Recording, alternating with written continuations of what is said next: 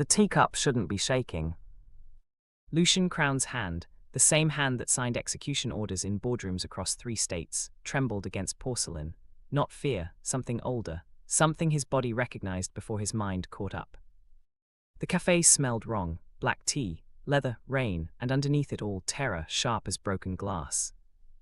He didn't look up, didn't need to. 20 years running the Eastern Corridor taught him to read a room through reflections, shadows, the way silence bent around threat. 3 small shapes moved behind him. Hi viewers, kindly tell us where you're watching from and what time it is. Children, 6 years old, maybe 7. Chestnut hair plastered wet against identical faces. Oversized hoodies hanging like stolen armor. They weren't supposed to be here. This cafe didn't allow children after 8. The smallest one pressed cold fingers into his coat. Please, the whisper came, pretend you're our dad. Lucian's spine locked. His teacup settled onto the saucer without sound. 20 years of controlling reactions, of never showing surprise, of being the man others feared, all of it crystallized into a single thought. Someone was hunting them. He caught the reflection in the window, 4th booth back, a man hunched over a chipped mug, shoulders curved like he was trying to disappear into his own body, pregnant, visibly, undeniably pregnant, the kind of late-term roundness that made strangers stare. Male Omega.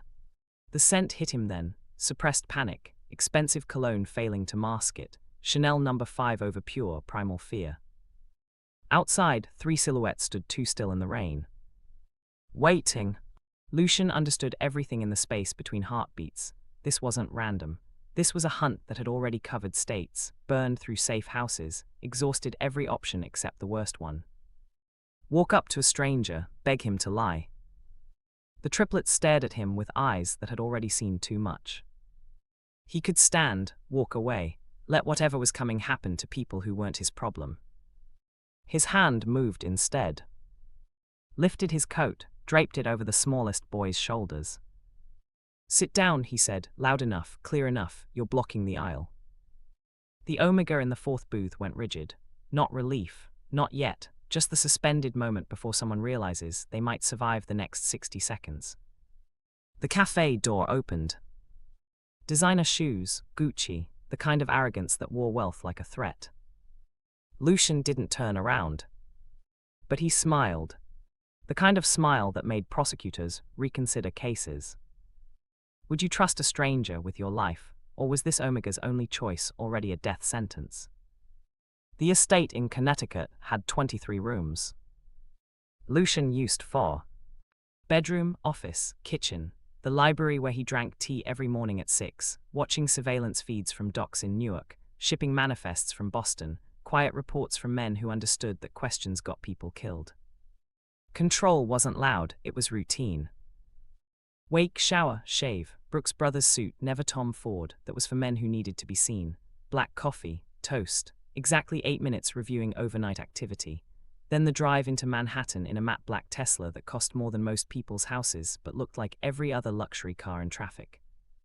Invisible authority. His phone never rang unexpectedly. His calendar never held surprises.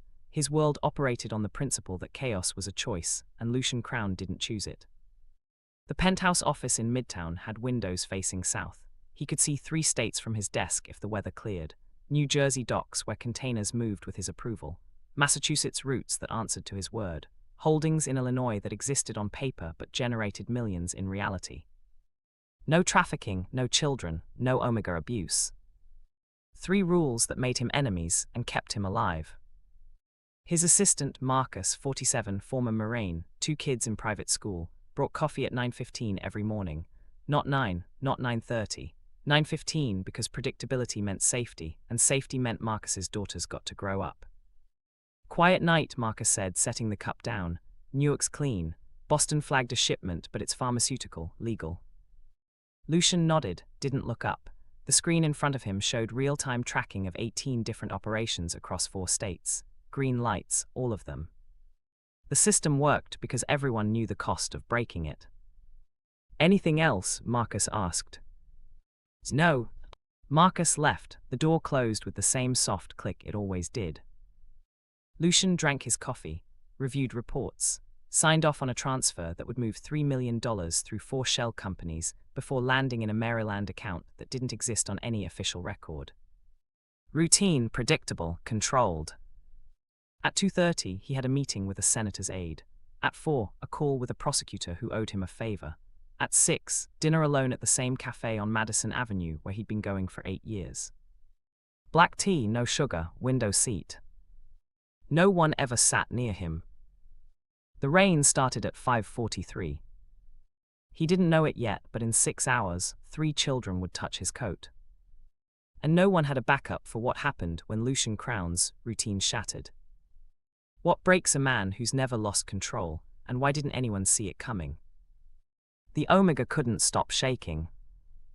Lucian saw it first in the reflection, hands locked around a mug, knuckles white, the tremor traveling up through wrists, elbows, shoulders, like his body was trying to collapse inward, but discipline kept forcing it upright.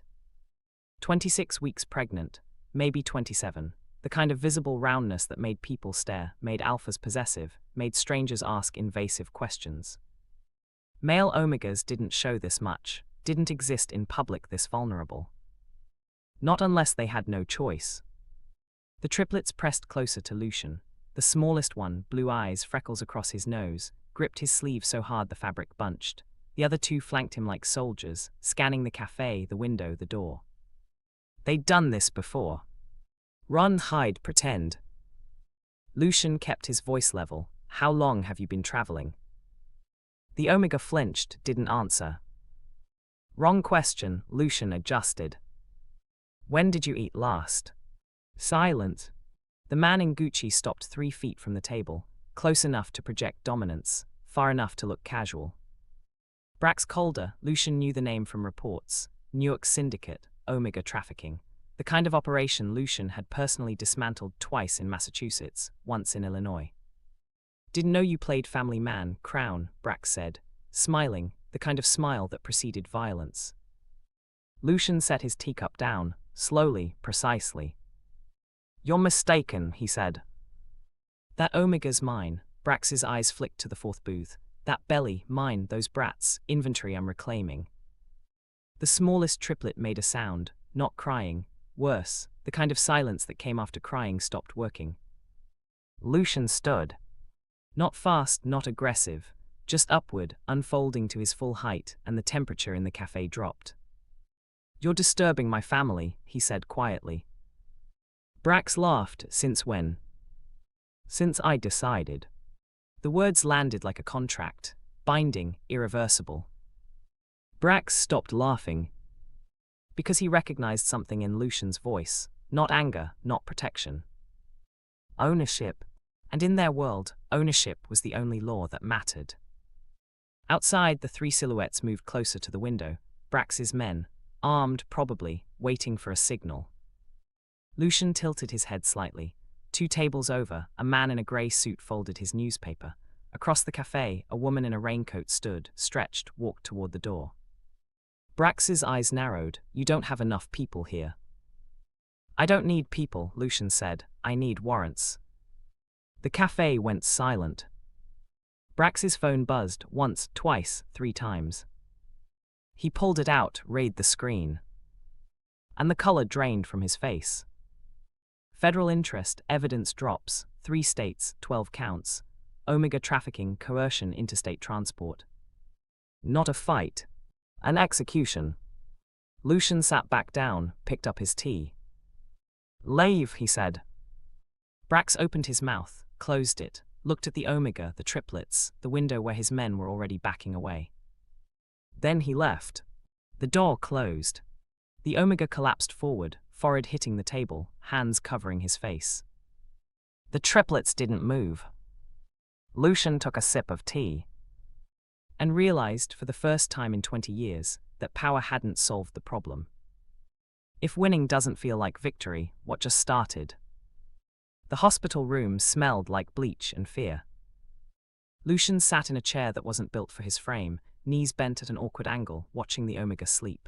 Aaron, that was his name. Aaron Vale, 28 years old, escaped from Newark 6 months ago. Ran through Massachusetts, hid in Illinois, made it to New York on borrowed money and stolen hope.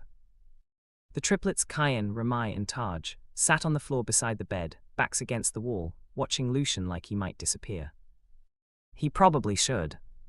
This wasn't his world. Protection, yes. Elimination of threats, yes. But this sitting in a hospital at 2 in the morning while doctors ran tests on a pregnant Omega who wasn't his, watching children who'd asked a stranger to pretend, this violated every operational principle he'd built his life on. Get in, solve the problem, get out. Don't stay. Never stay.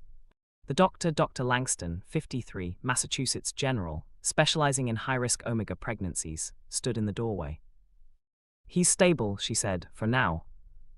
Lucian heard the gap between those words. But, he asked. But he's malnourished, dehydrated, running on adrenaline and terror. The pregnancy is high risk. Male Omegas carrying this late need constant monitoring, proper nutrition, zero stress. Define zero stress. Dr. Langston looked at the triplets, then at Aaron, then at Lucian. Mr. Crowne, she said carefully, I don't know what you're planning, but biology doesn't care about good intentions.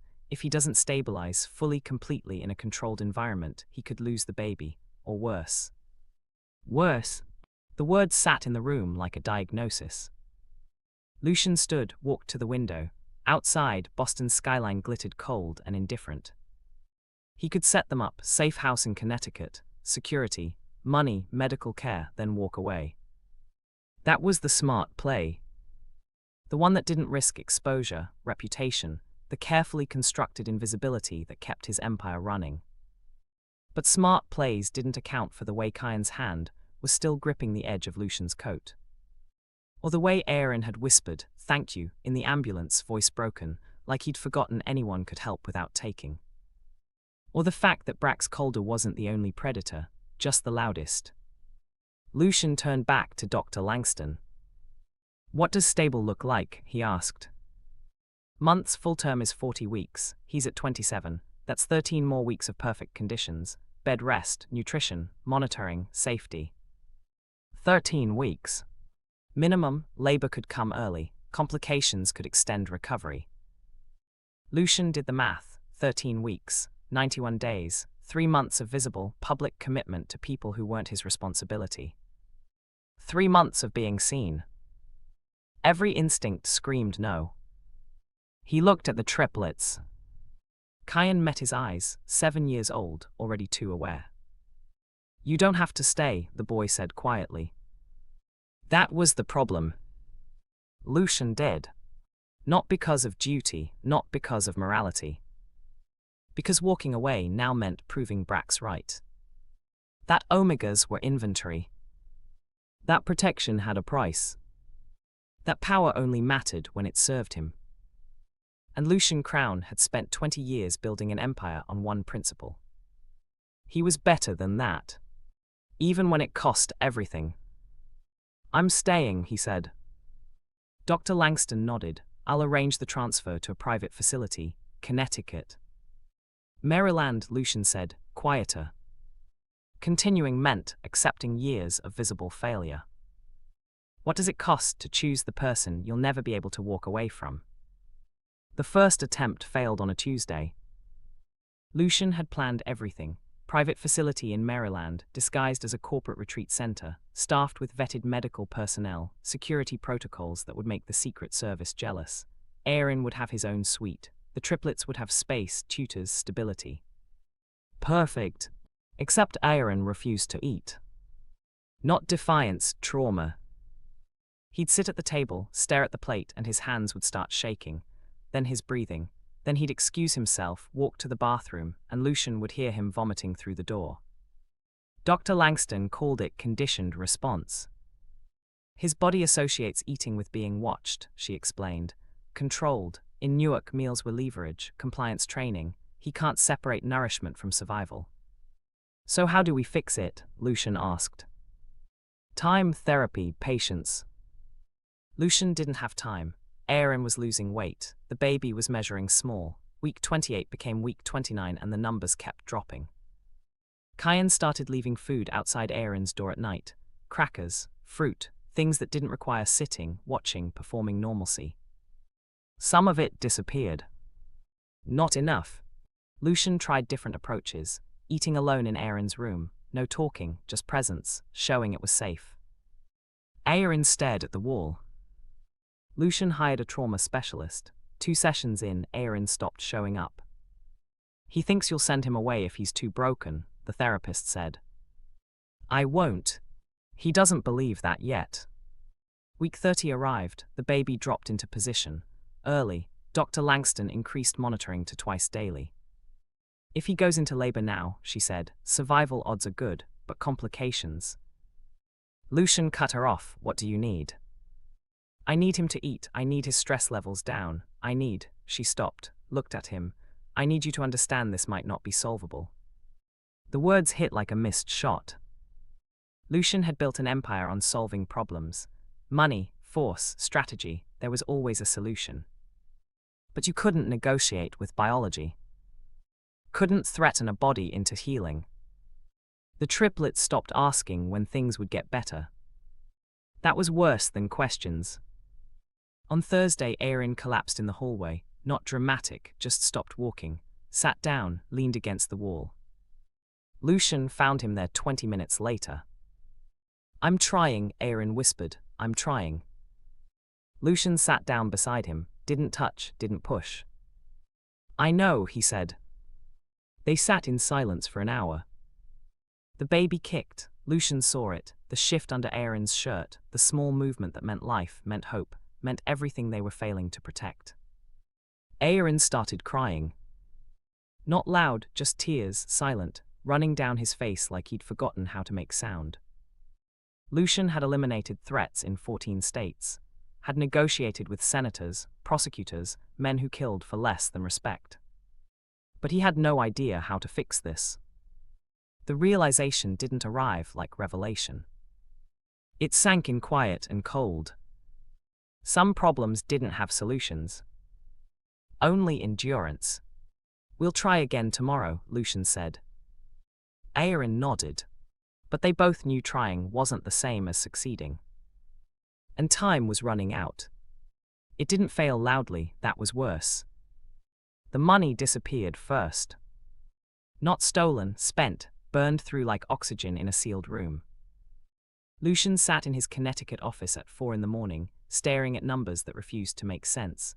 Private medical care in Maryland wasn't cheap. 24-hour monitoring, specialists, equipment, security personnel who understood discretion cost triple the going rate. $200,000 the first month. $300 the second. Week 32 hit and Dr. Langston ordered hospital-grade monitoring equipment installed in Aaron's suite. Another $70,000. Lucian signed the authorization without blinking. But his accountant, Jerome, 61, been managing Crowne finances for 15 years, called at dawn. We need to talk about cash flow, Jerome said carefully. It's not now. Lucian, the Maryland operation is hemorrhaging funds. Your legitimate holdings are covering it, but people are noticing. Questions are being asked. What kind of questions? The kind that make investors nervous. You've pulled back from 3 deals in Boston, declined expansion in Illinois. Your attention is elsewhere, Lucian finished. Silence on the line. This isn't sustainable, Jerome said quietly. Not financially, not operationally, whatever you're doing. Lucian hung up. The second attempt failed that afternoon. Aaron's contractions started at 2:15, not labor. Braxton Hicks, Dr. Langston called them, practice contractions, normal for week 32. Except they didn't stop. By 4, Aaron was on his side in bed, gasping, hands pressed to his stomach. The triplets stood in the doorway, frozen, watching their father break. Get Dr. Langston, Lucian said. Kyan didn't move. Is he dying? No, get the doctor. Ramai grabbed Kyan's arm, pulled him away. Taj stayed. You promised, the boy said, 7 years old, voice steady as a blade. I know. You promised he'd be safe. Lucian looked at Aaron, 28 years old, curled around a pregnancy that might kill him, trusting a stranger because he had no other choice. I'm trying, Lucian said. Taj's expression didn't change. Trying isn't enough. Dr. Langston arrived, checked vitals, administered medication. The contractions slowed, stopped. Crisis averted. Except Aaron wouldn't look at Lucian afterward. "I'm costing you too much," he whispered. "I should leave." "You're not leaving. You don't owe me this." Lucian sat in the chair beside the bed, the same chair he'd been sleeping in for 6 weeks. His back ached. His suits were wrinkled. His phone had 47 missed calls from business partners who didn't understand why the most reliable man on the Eastern Corridor had gone silent. "I made a choice," Lucian said. "You can unmake it."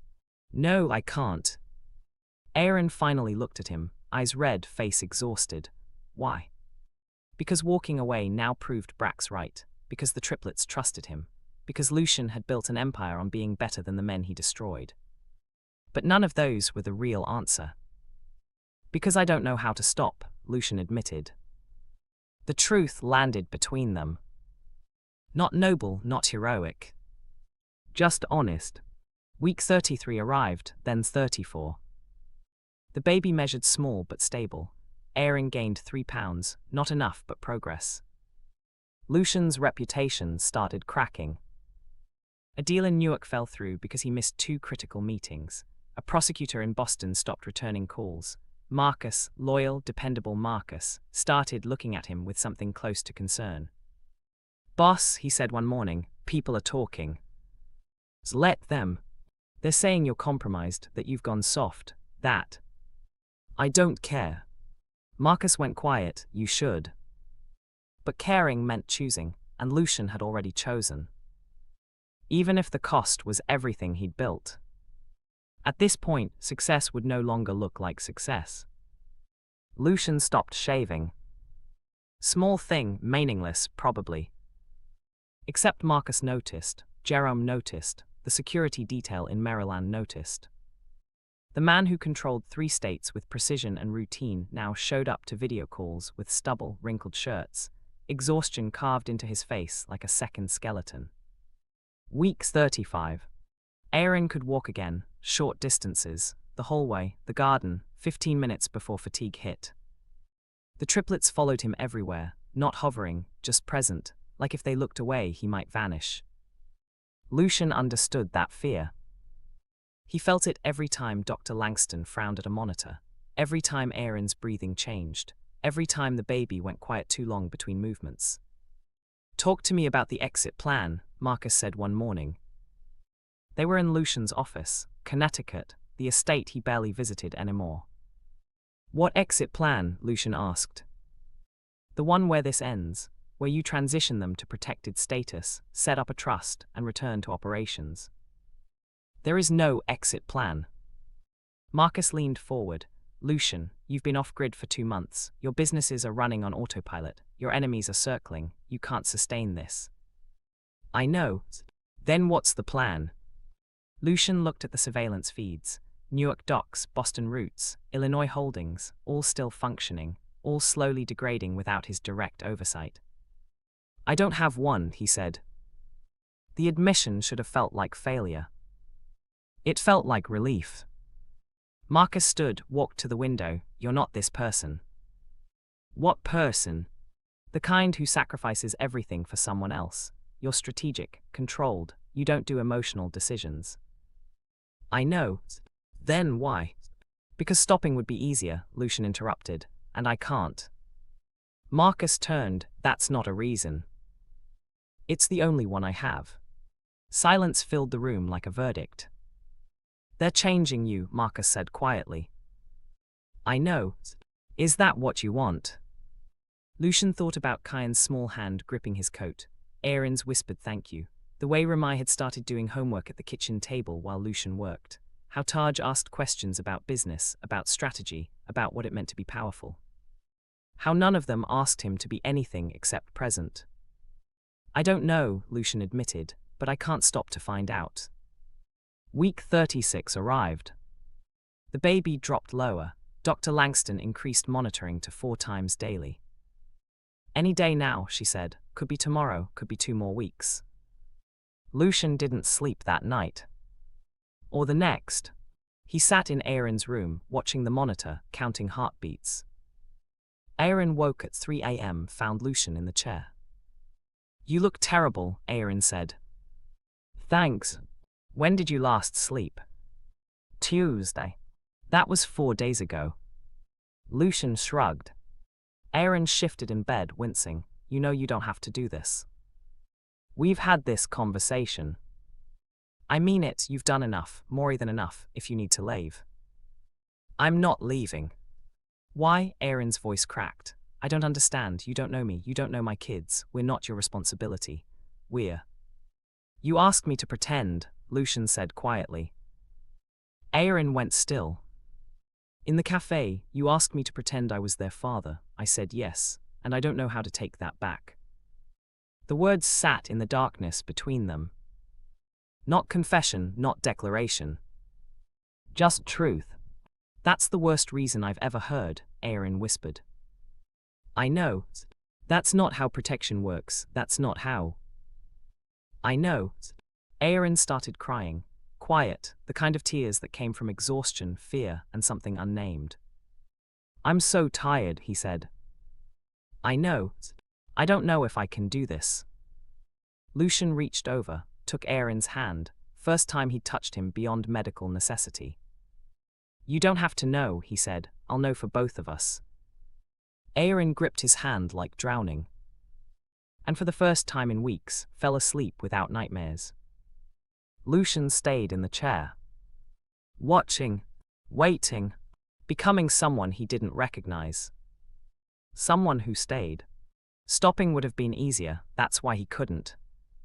When you're no longer sure who you're saving, them or yourself, does it still? The call came at 6 a.m. Brax Calder was dead. Not murdered, federal custody, holding cell in Newark. Apparent suicide, though the investigation was ongoing.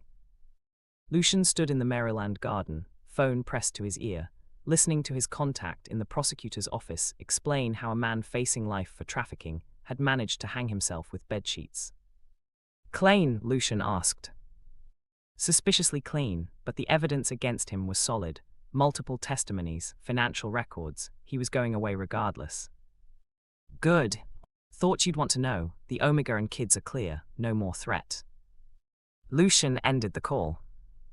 Looked at the house where Aaron slept, where the triplets were probably already awake, where Dr. Langston would arrive in 30 minutes for the morning check. Threat neutralized. Problem solved. He should feel relief. Instead, he felt nothing. He walked inside, made coffee, black, no sugar, same as every morning for 20 years. The routine felt wrong now. At 7, he told Aaron the news. Expected relief, tears, something. Aaron just stared at him. That's it, he asked. That's it. He's gone, we're safe. Yes. Aaron's hands went to his stomach, protective, automatic, so we can leave. The words hit like a diagnosis. You're not leaving, Lucian said. You said you were protecting us from him, he's gone, so. You're not leaving. Aaron stood, slower now, careful with the weight. You don't get to decide that. I know. Then why? Because you're 36 weeks pregnant, because you need medical monitoring, because the triplets are finally sleeping through the night, because, Lucian stopped. Because I don't know how to let you go. He didn't say it. Aaron saw it anyway. This wasn't the deal, he said quietly. You were supposed to protect us until we were safe. We're safe now. Are you? From him, yes. And from everything else, the world that let him own you, the system that looked away, the fact that you have no money, no support, no. I'll figure it out, Aaron interrupted. I always do. You shouldn't have to. That's not your choice. The words created distance, plain, final. Lucian stepped back. You're right, he said, it's not. He walked out of the room, stood in the hallway, and realized the solution he'd been fighting for had arrived. Brax was gone, the threat eliminated, justice served. Everything he'd worked for. Except it felt like losing. The triplets found him an hour later. Is it true, Kyan asked, the bad man is gone? Yes. So we're leaving. Lucian looked at 3 faces that had become familiar. Kyan's careful questions, Ramai's quiet observations, Taj's direct stares. "That's up to your father," he said. "But what do you want?" Taj asked. Lucian had built an empire on knowing what he wanted: control, order, power used correctly. "But this, I want you to be safe," he said. "We are safe," Taj said, "here with you." The simplicity of it destroyed him. "It's not that easy," Lucian said. "Why not?" "Because safety wasn't enough, because Aaron deserved choice, because keeping them now would be ownership, and Lucian had spent 20 years proving he was better than that." "Ask me again in a week," Lucian said. That night, Aaron went into labor. Real labor, water breaking, contractions 3 minutes apart. Dr. Langston arrived. Set up the medical suite, checked dilation. "We are doing this here," Aaron gasped. "Hospital's 20 minutes away, we don't have 20 minutes. Lucian stood in the corner, useless, watching. 6 hours later, at 2:30 in the morning, a fourth child entered the world. Alpha-leaning, healthy, furious. Aaron held him, crying, exhausted, alive. Dr. Langston handed the baby to Lucian while she attended to Aaron. Lucian looked down at a child he'd spent months protecting without ever seeing. Small, wrinkled, perfect. The baby opened his eyes. And Lucian felt something shift in his chest that had no name. "Congratulations," Dr. Langston said later. "Everything went perfectly." Perfect. That solution failed for a reason no one had measured yet. Recovery took 3 weeks. Aaron's body healed slower than expected, tearing, blood loss, complications Dr. Langston called normal but monitored obsessively. The baby, unnamed for the first week because Aaron couldn't decide, screamed every 90 minutes. The triplets took shifts. Kyan held him during feedings. Ramai sang off-key lullabies. Taj just stared at his new brother like trying to solve a puzzle. Lucian didn't leave. Should have transitioned them to permanent housing, set up a trust, returned to Connecticut, and the empire currently running on autopilot and prayers. But every time he planned to leave, something happened. The baby's temperature spiked. Aaron's incision showed signs of infection. Ramai had nightmares. Kyan asked if Lucian was coming back. So he stayed. Week 2, Aaron named the baby. "Zaire," he said, "it means river." Lucian didn't ask why. Week 3, Dr. Langston cleared Aaron for light activity. "He's stable," she told Lucian privately. "Physically, emotionally, that's not my department." "What does that mean?" "It means he's been through trauma on top of trauma. Pregnancy, birth, years of abuse. He needs more than medical care." "I know. Do you? Because right now you're the only stability he has, if you leave." "I'm not leaving." Dr. Langston looked at him. "You keep saying that." "Because it's true." "For how long?" Lucian didn't have an answer. That night he sat with Zaire while Aaron slept. The baby was quiet for once, just breathing, existing. Lucian had killed men, run operations across 3 states, built an empire on precision and control. But holding a 3-week-old child felt more terrifying than any of it. Because this was something he could fail at in ways that mattered. Aaron appeared in the doorway, moving carefully, still healing. "You don't have to do this," he said. "We've established that." "I mean it, you've done enough, more than anyone, you can."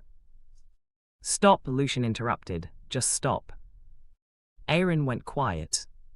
"I'm not doing this because I have to," Lucian said.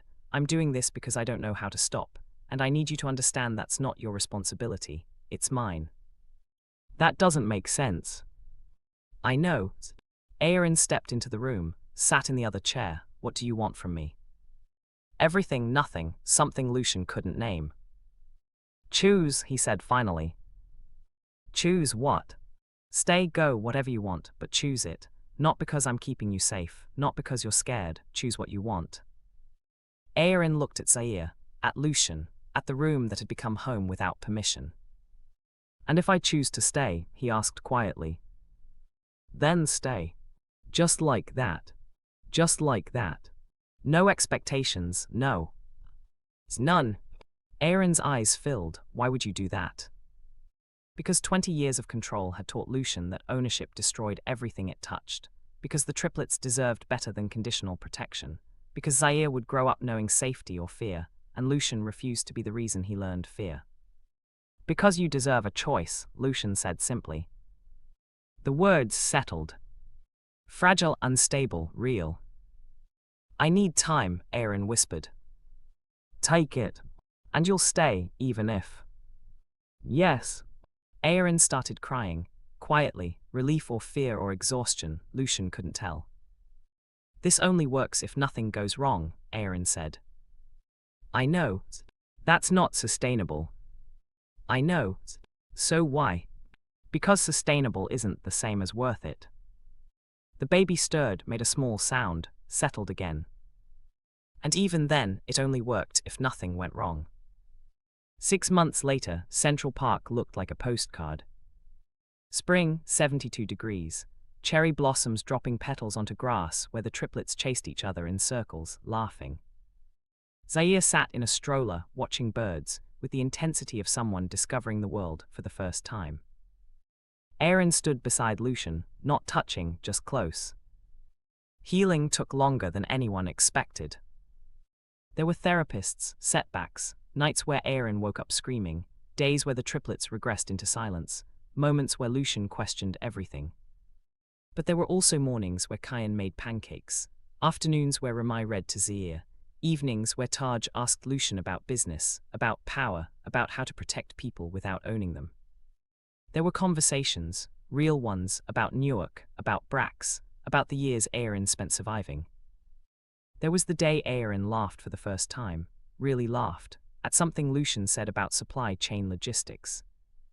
There was the moment Lucian realized he didn't want to go back to Connecticut. Didn't want the empire, the control, the endless routine. Wanted this instead. Messy, unpredictable, real. In Central Park, he knelt. No ring, no spectacle, just grass stains and the smell of spring. Choose me, Lucian said. Aaron stared at him. What? Not because I saved you, not because you owe me, not because it's safe, choose me because you want to. Lucian. I spent 20 years controlling everything, and then 3 children asked me to pretend to be their father, and I said yes, and I stopped pretending weeks ago, maybe months, I don't know when, but I know I'm not pretending now. The triplets stopped running, watched. You're serious, Aaron whispered. Yes. This is insane, you run a criminal empire. I'm an Omega with 4 kids and enough trauma to fill a medical textbook. This doesn't make sense.